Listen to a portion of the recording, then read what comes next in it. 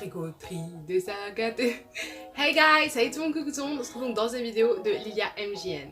Ok, dans cette vidéo, comme vous avez pu voir au titre, je vais faire mes conseils pour ma troisième.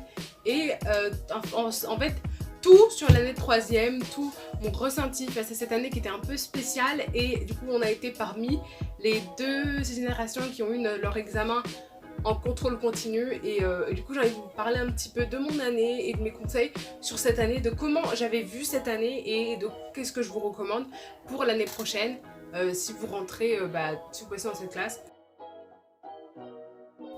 Donc moi j'étais allée en troisième vraiment dans un objectif que pour moi c'était une continuité de la quatrième avec des examens.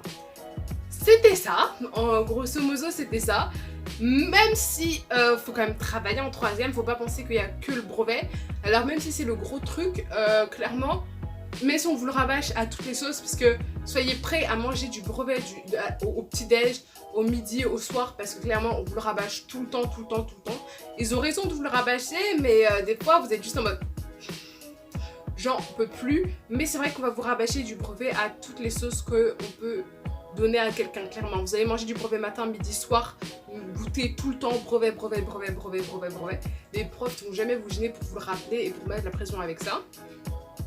À part ça, pour moi, c'est vraiment une continuité de la quatrième. Je dirais pas que c'est plus dur ou moins dur. C'est juste que le niveau augmente, vu que vos classes augmentent et que les cours sont un peu plus différents.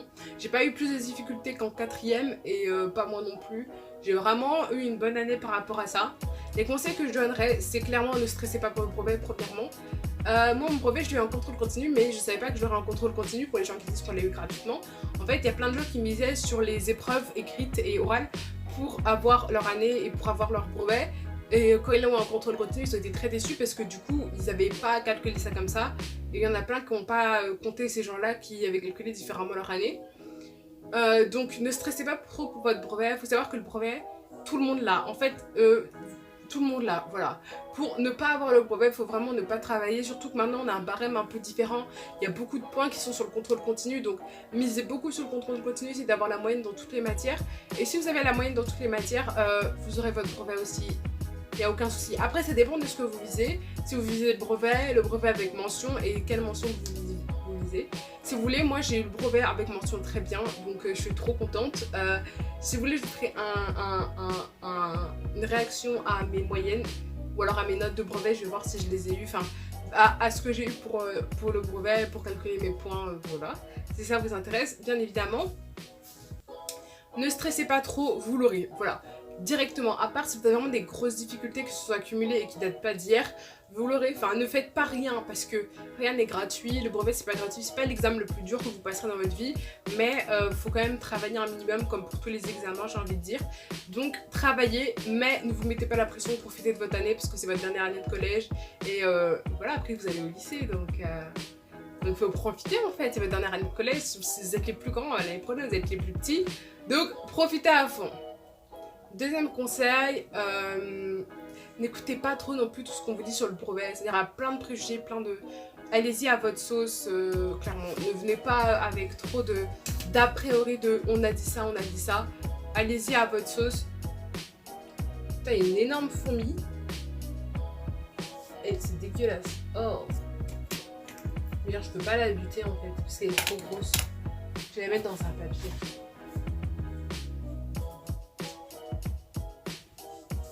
Donc voilà, honnêtement, n'arrivez pas avec trop de préjugés sur le brevet. En ce qui concerne l'année de troisième, ne vous inquiétez pas, allez-y feeling, c'est une année de collège en plus, il n'y a rien de plus à avoir, il n'y a rien de moins à avoir. C'est une année vraiment cool, vous êtes les plus grands, vous êtes assez respectables, et allez-y feeling, c'est une année positive, c'est une bonne année la troisième, il n'y a rien. Voilà, moi c'est une de mes meilleures années avec la cinquième, il n'y a rien de négatif que je pourrais vous dire à part tout le temps les profs qui mettent la pression pour le brevet, il n'y a rien de négatif. Cette vidéo va pas être longue parce que j'ai rien de négatif à vous dire, c'est vraiment bien, il n'y a rien de nouveau, il n'y a rien à s'inquiéter. Et pour les gens qui rentreraient au collège ou qui passent dans une classe qui stresse, vous inquiétez pas, le collège, même si je trouve que c'est très anxiogène et les gens jugent facilement, ça reste un établissement et dites-vous que c'est que 4 ans de votre vie et que 4 ans sur toute une vie c'est rien. Donc voilà, peinez pas trop, ça va passer vite. Pour moi c'est passé vite, je suis rentrée en 2016, je sors cette année. Hurrah! Bref, voilà. Je sais pas si ça vous a plu, même si la vidéo a été assez courte. J'essaierai de faire plus de vidéos back to school, même si bah ça risque d'être compliqué, mais je vais essayer de vous en faire le plus possible. Bref, moi je fais plein de gros bisous. Ajoutez-moi, ajoutez mon Vinted juste ici, ajoutez mon compte TikTok, c'est super important, je fais plein de TikTok et vous n'êtes pas trop actifs sur TikTok donc ça me rend triste. Ajoutez-moi également sur Instagram, c'est méga important, c'est là où je fais le plus avec TikTok. Genre TikTok et Instagram c'est le meilleur endroit pour me parler, pour faire tout. Clairement TikTok et Instagram. Bref, moi je fais plein de gros bisous, c'était Lia MGN.